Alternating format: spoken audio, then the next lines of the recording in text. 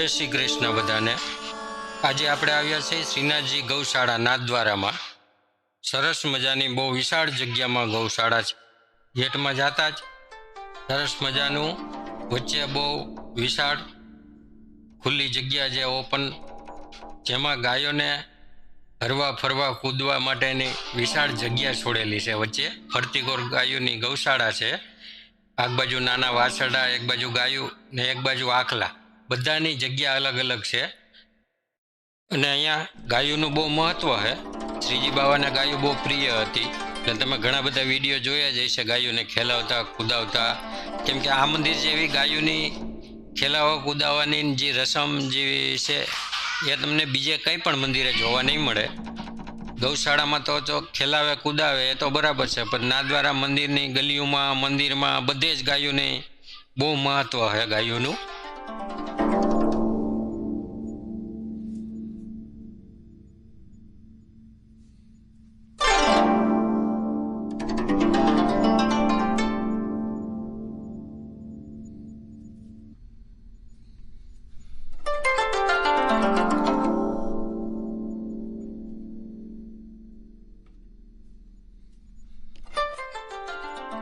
બે રૂમમાં સ્પેશિયલ રસોડા જ છે। મોટી મોટી બે ચૂલું ગારેલી છે, જે ગાયો માટે લાડવા મીઠાઈ તે કંઈ પણ વસ્તુ બનાવવાની હોય એ માટેના બે રસોડા છે।